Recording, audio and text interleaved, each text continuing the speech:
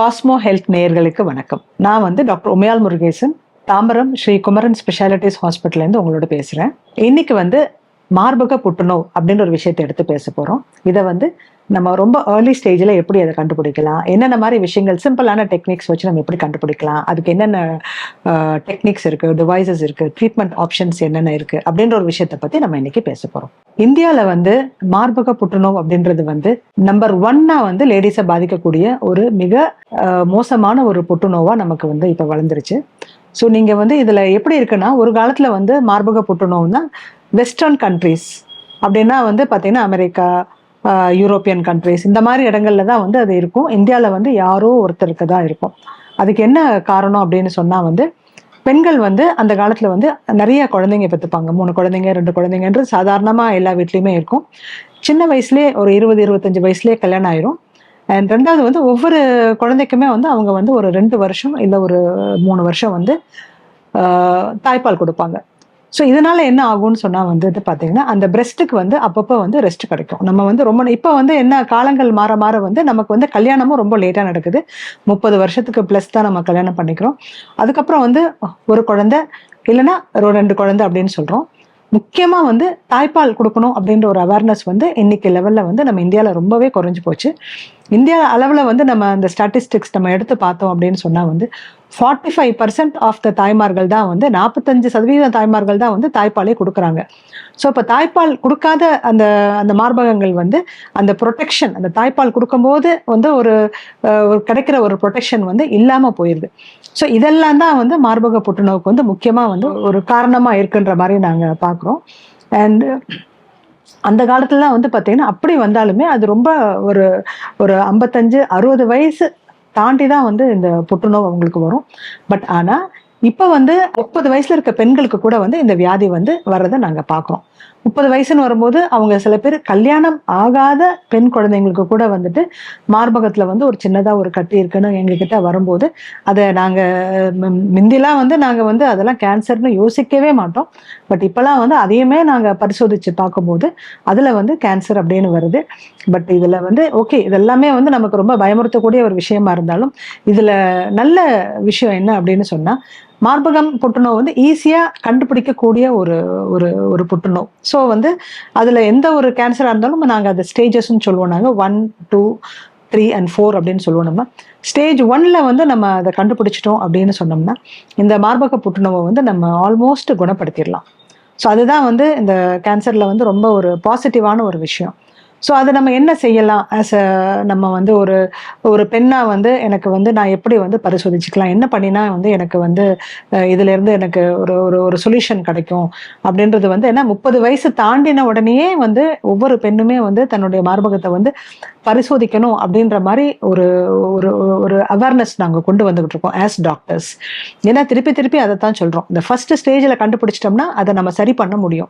Stage 2 அப்படின்னா okay, ஓரளவுக்கு சரி பண்ண முடியும். 3 and 4 பார்த்தீங்கன்னா ட்ரீட்மெண்ட் இருக்கு, ஆனால் சைடு எஃபெக்ட்ஸும் அதிகமாக இருக்கும்.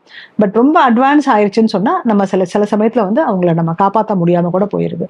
ஸோ அதனால இந்த அவேர்னஸ், இப்போ இந்த டாக்கோடைய அவேர்னஸே உங்களுக்கு அந்த ஸ்டேஜ் 1 அந்த கேன்சரோடைய ஆரம்ப கட்டத்திலே அதை நம்ம கண்டுபிடிச்சிட்டோம் அப்படின்னு சொல்லிட்டோம்னா அதில் நமக்கு பூரணமாக குணம் அடைய முடியுன்ற ஒரு விஷயத்தை தான் சொல்கிறதுக்காக இப்போ உங்கள்கிட்ட பேசிகிட்டு இருக்கோம். ஸோ எப்படி பண்ணலாம் அந்த ஒரு விஷயத்த what can we do about it அப்படின்னு நம்ம பார்க்கும்போது பார்த்தீங்கன்னா செல்ஃபாக நம்மளுடைய பிரெஸ்ட்டை தனக்கு தானே நம்ம பிரெஸ்ட்டை எக்ஸாமின் பண்ணக்கூடிய ஒரு பரிசோதிக்கக்கூடிய ஒரு முயற்சி தான் இது.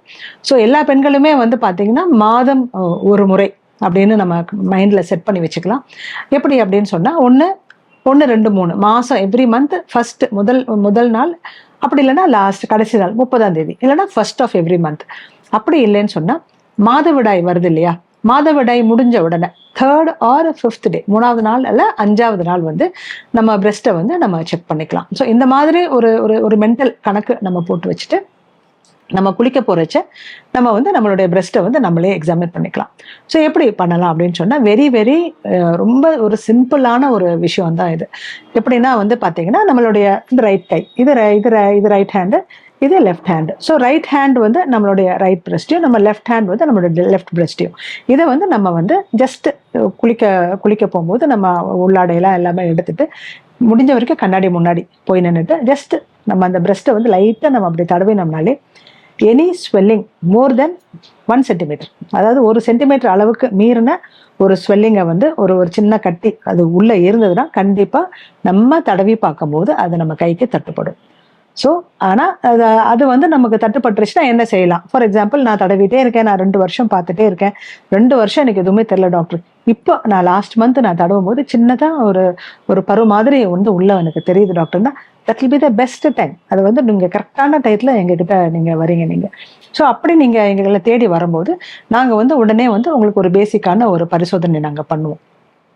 எப்படின்னா வந்து உங்களுக்கு ஒரு ஸ்கேனோ, சோனோ மேமோகிராமோ, இல்லை டிஜிட்டல் மேமோகிராமோ, இதெல்லாம் வந்து எக்ஸ்ரே கருவி மூலியமா, ஸ்கேன் கருவி மூலியமா நம்ம வந்து செய்யக்கூடிய ஒரு பரிசோதனை. அதில் வந்து எங்களுக்கு தெரிஞ்சிடும் இது வந்து கேன்சர் ஃபீச்சர்ஸ் இருக்கா, புற்றுநோவுடைய ஃபீச்சர்ஸ் இருக்கான்னு தெரிஞ்சிடும். அதில் எங்களுக்கு சஸ்பெக்ட் ஆனால் வந்து அதில் வந்து ஒரு சின்னதாக வந்து will do a biopsy, FNAC அப்படின்ற ஒரு சின்ன ஒரு பரிசோதனை பண்ணி அதில் வந்து நமக்கு தெரிஞ்சிடும். ஸோ அதில் எதுவுமே இல்லை, ஃபைப்ரோ அடினோமா, நிறைய விஷயங்கள் கட்டின்னு வர்றது வந்து எல்லாமே வந்து புற்றுநோய் கட்டியாக இருக்கணுன்ற அவசியமே கிடையாது. நிறைய வாட்டி வந்து பார்த்தீங்கன்னா சிம்பிள் சிஸ்டாக இருக்கும், ஃபைப்ரோ அடினோமா பிரெஸ்டாக இருக்கும், ஃபைப்ரோ அடினோசிஸ் அப்படின்னு இருக்கும். இதெல்லாம் கேன்சரே கிடையாது. சரிங்களா? கேன்சர்ன்றது வந்து அந்த எஃப்என்ஏசி அந்த டெஸ்ட் பண்ணி அதில் வர நமக்கு அந்த டெஸ்ட்டில் வர அந்த ஹிஸ்டாலஜியை பார்த்து தான் வந்து உங்களுக்கு கேன்சர் இருக்குது அப்படின்னு நாங்கள் சொல்லுவோம். ஸோ நாங்கள் 10 எஃப்என்ஏசி பண்ணோம்னா அதில் ஒரு எஃப்என்ஐசி என்னுடைய பர்சனல் எக்ஸ்பீரியன்ஸில் நீங்கள் பார்த்தீங்கன்னா 10 பேருக்கு கட்டியிருக்குன்னு நாங்கள் பரிசோதனை பண்ணுவோம். ஆனால் ஒருத்தருக்கு இல்லை மேக்ஸிமம் 2 பேருக்கு தான் வந்து அது கேன்சர் பிரெஸ்ட் அப்படின்னு வரும். மற்றவங்களுக்குலாம் அது இல்லைன்னு வந்துடும். ஸோ இல்லைன்னு சொன்னவங்களை வந்து ஃபாலோ அப் தான் பண்ணுவோம். திருப்பி ஒரு 3 வருஷத்துக்கு ஒருக்கா நீங்கள் அந்த பிரெஸ்ட்டை வந்து நீங்கள் செக் பண்ணிக்கோங்க அப்படின்னு சொல்லுவோம். இல்லை கட்டி வந்து அந்த கேன்சர் அல்லாத கட்டி வந்து கொஞ்சம் பெருசாகிட்டே போகுதுன்னு சொன்னால் அந்த கட்டியை வந்து நீங்கள் ஆப்ரேஷன் பண்ணி எடுத்துருங்க அப்படின்னு சொல்லுவோம். சப்போஸ் கேன்சர் வந்துருச்சுன்னு சொன்னால் அவங்களுக்கு வந்து ட்ரீட்மெண்ட் வந்து ரொம்ப அந்த 2 சென்டிமீட்டர்ஸ்க்கு கீழே இருக்க கட்டினா சிம்பிள் சர்ஜரியே நமக்கு வந்து போதுமானது. இதில் என்ன இன்னும் ரொம்ப அழகான விஷயம் எப்படின்னா வந்துட்டு, நமக்கு அந்த காலத்தில் கேன்சர்னா பிரெஸ்டே எடுத்துருவாங்க, பெண்களுக்கு வந்து அது ஒரு ஆர்கன் இல்லாத நமக்கு ஒரு முக்கியமான ஒரு பெண்ணுக்கு ரொம்ப மிக முக்கியமான ஆர்கனை வந்து எடுத்துருவாங்கன்னு சொல்லிட்டு பயந்துக்கிட்டே டாக்டர்ஸ்க்கு வராத காலம்லாம் வந்து அந்த காலத்தில் உண்டு. இப்போல்லாம் நாங்கள் என்ன செய்கிறோம் அப்படின்னு சொன்னால், சப்போஸ் 2 சென்டிமீட்டர்ஸ் தான் அந்த கட்டி இருக்கு, வேற எங்கேயுமே பரவல, அதுக்கு வந்து நாங்கள் ஸ்கேன் எடுக்கிறோம், பெட் ஸ்கேன் எடுக்கிறோம், நிறைய இன்வெஸ்டிகேஷன்லாம் பண்ணிக்கின்னு அந்த கேன்சர் ஆனது அந்த பிரெஸ்ட்ல மட்டும்தான் இருக்கு, வேற எங்கேயுமே அது பரவலை அப்படின்னு நாங்கள் தெரிஞ்சுக்கிட்டோம்னு சொன்னால் அந்த பிரெஸ்ட்ல இருக்க அந்த கட்டியை மட்டும் with 2 centimetres or with an inch of clear margin, அதாவது அந்த கட்டியை சுற்றி ஒரு 1 inch மார்ஜின் வச்சு அந்த கட்டியும் அந்த margin of normal healthy breast டிஷ்யூவும் எடுத்து நாங்கள் வந்து வெளியில் எடுத்துருவோம். மற்ற உங்களோட பிரெஸ்ட் ஏரியாவை வந்து மீதி பிரெஸ்ட் ஏரியாவை நாங்கள் அப்படியே விட்டுடுறோம். விட்டுட்டு திருப்பி வந்து நீங்கள் பார்த்தீங்கன்னா அது ஹீல் ஆகி ஒரு 1 or 2 months கழிச்சு பார்க்கும்போது அந்த நார்மல் பிரெஸ்ட்டுக்கும் அந்த ஆப்ரேஷன் பண்ணின பிரெஸ்ட்டுக்கும் வந்து எந்த வித்தியாசமுமே தெரிய மாட்டேங்குது. ஸோ உங்களுடைய இந்த உடல் உறுப்போடைய அந்த டிஸ்ட்ராக்ஷனுமே இல்லாமல் உங்களுக்கு அந்த அழகாக நாங்கள் திருப்பி கொடுத்துருவோம். இது எல்லாமே வந்து பார்த்தீங்கன்னா ஏர்லி ஸ்டேஜில் தான் பண்ண முடியும். ஸோ இது வந்து ரொம்ப ரொம்ப முக்கியம். சரி, நார்மலாக என்ன பண்ணலாம் டாக்டர், நீங்கள் வந்து செல்ஃப் எக்ஸாமினேஷனை தவிர வேறு எதுனா இருக்கான்னு நீங்கள் கேட்டிங்கன்னா, கண்டிப்பாக வந்து ஒரு 30 வயசு ஆன உடனே லேடிஸ் எல்லாமே வந்து பார்த்தீங்கன்னா ஒரு டிஜிட்டல் மேமோகிராம்னு ஒரு விஷயம் இருக்குது. அது வந்து ஒரு எக்ஸ்ரே சாதனம் மூலியமாக பண்ணுறது. அது என்ன பண்ணுன்னா அந்த பிரெஸ்ட்டை வந்து அந்த ஒரு இதை ஜஸ்ட் கம்ப்ரெஸ் பண்ணி நமக்கு ஒரு இமேஜ் கொடுக்கும். அதில் வந்து பார்த்தீங்கன்னா அந்த வாஸ்குலர் சப்ளை, அந்த பிளட் சப்ளை, அந்த டிஷ்யூ லிம்ஃபேட்டிக் சப்ளைலாம் வச்சு அந்த பிரெஸ்ட்டில் வந்து நார்மலாக இருக்கான்னு கொடுக்கும். இல்லை கட்டி இருந்தால் கூட அது வந்து ரத்த ஓட்டம் இல்லாத கட்டி, அதனால இதில் வந்து கேன்சர் இருக்க வாய்ப்பில்லை, இல்லை இதில் வந்து டிஸ்டார்ஷன் இருக்குது, கொஞ்சம் ப்ராப்ளம் இருக்குது, இதில் வந்து கேன்சர் இருக்கலாம் அப்படின்னு ஒரு வந்து ஹை டிகிரி ஆஃப் சஸ்பிஷன். இது கண்டிப்பாக இதை கொஞ்சம் நீங்கள் ஒத்து பார்க்கணும், கண்டிப்பாக இதுக்கு நீங்கள் பயாப்சிலாம் எடுக்கணும். அந்த மாதிரி வந்து அழகாக வந்து அவங்க அந்த ரிப்போர்ட்லேயே நமக்கு கொடுத்துருவாங்க. ஸோ அந்த மாதிரி கேசஸை வந்து நீங்கள் வந்து உடனே போய் நம்ம வந்து அதை பார்த்துட்டு நம்ம வந்து அதை டெஸ்ட் பண்ணினோம்னா ட்ரீட்மெண்ட் வந்து நிறைய இருக்குது. இது பேசிக்காக வந்து பிரெஸ்ட்டுன்னு சொன்னோன்னே நீங்கள் எங்களை மாதிரி கைனகாலஜிஸ்ட்டை தேடி தான் வருவீங்க. நாங்கள் வந்து முடிஞ்ச வரைக்கும் இந்த பரிசோதனை ஓரளவுக்கு பண்ணிவிட்டு எஃப்என்ஏசி அண்ட் ஃபர்தர் இது வந்து நாங்கள் வந்து அதுக்குன்னு ஸ்பெஷல் டாக்டர்ஸ் இருக்காங்க. ஸோ அவங்களோட சேர்ந்து இதுக்கு நாங்கள் மருத்துவம் பண்ணி நிறைய லேடிஸை வந்து நாங்கள் ஹெல்த்தியாக வச்சுருக்கோம். நிறைய யங்ஸ்டர்ஸ் 30, 31, 32 வயசுலலாம் வந்து நிறைய பேருக்கு கேன்சர் பிரெஸ்ட் வந்து அவங்கள சரி பண்ணி தே ஆர் இன்ஃபேக்ட் 2 பெண்கள் வந்து கல்யாணமே ஆகாத பெண்கள் கூட வந்து அவங்க இப்போ நல்லா ஆயிட்டாங்க. இனிமேல் தான் அவங்க கல்யாணமே பண்ணிக்க போகிறாங்க. சொல்லுவாங்க. ஸோ இது எல்லாமே வந்து நடைமுறையில் வந்தாச்சு. உங்களுக்கு தெரிஞ்சா தான் வந்து இதை வந்து உங்களுக்கு இது வந்து உங்களுக்கு யூஸ்ஃபுல்லாக இருக்கும். நிறைய பேர் வந்து பார்த்தீங்கன்னா என்னுடைய குடும்பத்தில் வந்து என்னுடைய பாட்டிக்கு இருந்துச்சு, என்னுடைய அத்தைக்கு இருந்துச்சு அப்படின்னு சொல்லுவாங்க. பொதுவாக வந்து பேரண்டல் லீனியேஜ் இருந்துச்சுன்னா, இப்போ என்னுடைய அம்மாவுக்கு என்னுடைய அம்மா சார்ந்த, இல்லைன்னா என்னுடைய அத்தை சார்ந்த, என்னுடைய பாட்டி கொள்ளு பாட்டி இப்படின்னு இருந்துச்சுன்னா கண்டிப்பாக வந்து கொஞ்சம் ஜெனட்டிக்கலி அவங்களுக்கு அந்த கேன்சருடைய ரிஸ்க் இருக்குன்னா இவங்களுக்கும் அந்த கேன்சர் வரத்துக்கு வாய்ப்புகள் இருக்கு. ஸோ அந்த ஜெனட்டிக் இதை கூட நம்ம வந்து இப்போல்லாம் வந்து பிளட்ல வந்து அந்த ஜெனட்டிக் இதை கூட நாங்கள் அவங்களுக்கு அந்த லீனேஜ் இருக்கான்னு பார்க்குறோம். ரெண்டாவது வந்து அதே தான் நமக்கு எவ்வளோ சீக்கிரம் நம்ம இப்போ அவங்களுக்கு 30 இயர்ஸ்ன்னு சொல்கிறோம். But even little bit earlier இன்னும் கூட ஒரு 25 இயர்ஸ் 27 இயர்ஸில் கூட அந்த கேன்சர் ரிஸ்க் இருக்கு. அவங்க வீட்டில் வந்து ஒரு பிரெஸ்ட் கேன்சர்னால வந்து ஒருத்தங்க இறந்து போயிருக்காங்கன்னா இன்னும் கூட கொஞ்சம் சீக்கிரமா அந்த மேமோகிராம் அப்படின்ற ஒரு விஷயம் தான் வந்து பெஸ்ட் இன்வெஸ்டிகேட்டிவ் மொடாலிட்டி. ஸோ அதை வந்து நம்ம கண்டிப்பாக நம்ம வந்து பக்கத்தில் இருக்க ஒரு டாக்டர்கிட்ட போய் கன்சல்ட் பண்ணிட்டு எப்போதுமே உங்களுடைய லோக்கல் டாக்டர், உங்கள் கைனகாலஜிஸ்ட், உங்களுடைய ஃபேமிலி டாக்டர் அப்படின்றவங்ககிட்ட போய் அதை போய் காட்டி எனக்கு இந்த மாதிரி ஃபேமிலியில் ப்ராப்ளம் இருக்குது டாக்டர், எனக்கு வரத்துக்கு எவ்வளோ ரிஸ்க் இருக்குன்னு நீங்கள் போய் சொன்னீங்கன்னா அவங்க உங்களை கைட் பண்ணுவாங்க. உங்களுக்கு திருப்பி அதே டிஜிட்டல் மேமோகிராம் எடுத்து அதன் வழியாக வந்து நல்லா இருக்குது அப்படின்னு சொல்லிட்டாங்கன்னா ஒன்ஸ் இன் 3 இயர்ஸ் நம்ம பண்ணினா போதும். ஒரு டிஜிட்டல் மேமோகிராம் நம்ம பண்ணிட்டோம், அது எனக்கு எந்த பிரச்சனையும் இல்லைன்னு தெரிஞ்சிருச்சுன்னா 3 வருஷம் வந்து நம்ம வந்து நிம்மதியாக இருக்கலாம். அதாவது எதுவுமே இல்லைன்னு வந்துச்சுன்னா. ஸோ ஒன்ஸ் இன் 3 இயர்ஸ் நம்ம அந்த டிஜிட்டல் மேமோகிராம் எடுத்து பார்க்கும்போது வந்து நமக்கு கேன்சருடைய ரிஸ்க் இல்லைன்றத விட நம்ம ரொம்ப சந்தோஷமாக வாழலாம் இல்லையா? பட் நம்ம வந்து என்னதான் நம்ம பேசினா கூட வந்து பெரும்பாலும் வந்து இந்த ஸ்டேஜ் 1, 2லாம் வந்து நாங்கள் ரொம்ப கம்மியாக தான் பார்க்குறோம். இன்னும் நிறைய பேர் வந்து ஸ்டேஜ் 3, ஸ்டேஜ் 4 அப்படின்றது வந்து நிறைய பேர் பார்க்குறோம். ஸ்டேஜ் 3ன்னு வரும்போது அந்த பிரெஸ்ட்டை தாண்டி அது வந்து பக்கத்து பிரெஸ்ட்டுக்கு போயிருக்கலாம், இல்லைன்னா வந்து அந்த அக்கல்ல இருக்க லிம்ஃப் நோட்ஸ் வரைக்கும் போயிருக்கலாம். ஸோ அதை தான் நாங்கள் ஸ்டேஜ் 3 லோக்கலி வந்து பக்கத்துலலாம் வந்து இந்த செஸ்ட் வால் அங்கெல்லாம் நமக்கு போயிருக்கலாம். ஸோ அது வந்து கொஞ்சம் சர்ஜரி அப்படின்றதுக்கு முன்னாடியே வந்து நாங்கள் அது கீமோவா, அது இன்ஜெக்ஷனா, இல்லை ரேடியேஷனா அப்படின்னு நாங்கள் அதை பார்த்துட்டு அதுக்கப்புறம் தான் வந்து நாங்கள் சர்ஜரி பண்ணி டீபல்கிங் பண்ணி அந்த மாதிரி it becomes a complicated process. என்னதான் இருந்தாலும் வந்து அந்த மாதிரி ஸ்டேஜில் வந்து பார்த்தா என்டையர் பிரெஸ்ட், ஆக்சிலரி டிஷ்யூ எல்லாத்தையுமே நாங்கள் knock out all the lymph notes, இந்த அக்கல்ல இருக்க எல்லா லிம்ஃப் நோட்ஸும் எடுத்துருவோம். ஸோ அந்த மாதிரி பேஷண்ட்ஸ்க்குலாம் அது ரொம்ப மேஜரான ஒரு சர்ஜரி. அப்படி எடுக்கும்போது பார்த்தீங்கன்னா அந்த கையெல்லாம் அவங்களுக்கு வீங்கிரும், ஒரு கடுப்பு, ஒரு வலி இருந்துகிட்டே இருக்கும் அந்த கையில். அண்ட் ஒரு மாதிரி வந்து ஒரு நம்மளுடைய பாதி ஆர்கன் இல்லைன்ற ஒரு சைக்கலாஜிக்கல் ஃபீலிங், அவங்க ரொம்ப டிப்ரெஷனில் இருப்பாங்க.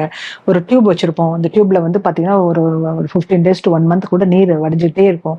ஸோ இந்த ரெக்கவரிலாம் வந்து ரொம்ப கஷ்டமான ஒரு ரெக்கவரி தான். பட் அதுக்கப்புறமுமே வந்து கீமோ கொடுக்குறோம், அந்த சர்ஜரி முடிஞ்சதுக்கு அப்புறமும் கீமோ கொடுக்குறோம். பட் தேங்க் காட் இப்போ வந்து ஒரு ஸ்டேஜ் 3 அண்ட் ஸ்டேஜ் 4னா கூட வந்து ஓரளவுக்கு வந்து நாங்கள் வந்து ட்ரீட்மெண்ட்ல வந்து அவங்களுக்கு ஒரு நல்ல சர்வைவல் ரேட் கொடுக்குறோம். 100% காப்பாற்ற முடியுன்ற கேரண்டி இல்லாட்டி கூட டிசீஸ் ஃப்ரீ, வியாதியே இல்லாத ஒரு வருஷங்களை வந்து நாங்கள் வந்து 5 வருஷம் அந்த மாதிரிலாம் நாங்கள் இப்போ நிறையா கொடுக்க ஆரம்பிச்சிட்டோம். So that's very good actually. அந்த காலத்தில் வந்து இந்த ஸ்டேஜ் 4லாம் வந்து பார்த்தீங்கன்னா 6 months 1 year அப்படின்னு தான் சொல்லுவோம் நம்ம. பட் இப்போலாம் வந்து இந்த கீமோதெராப்பியோடைய அந்த ட்ரக்ஸோடைய பொட்டன்ஷியலாக ரொம்ப நல்லா வந்துருச்சு. ரேடியேஷனுமே நீங்கள் பார்த்தீங்கன்னா வந்துட்டு அந்த ஃபோக்கஸ்டு ரேடியோ தெரப்பி, அதாவது எந்த இடத்துல அந்த டியூமர் இருக்கோ அந்த டியூமரில் போய் மார்க் பண்ணி அந்த இடத்துல மட்டும், மற்ற பாகங்களெல்லாம் பாதிக்காம அந்த ஒரு இடத்துல மட்டும் போய் அந்த அந்த ரேடியேஷன் வந்து அந்த உள்ள போய் அந்த வியாதியை சரி பண்ணக்கூடிய அளவுக்கு வந்து இப்போ டெக்னாலஜி எல்லாம் முன்னேறியாச்சு.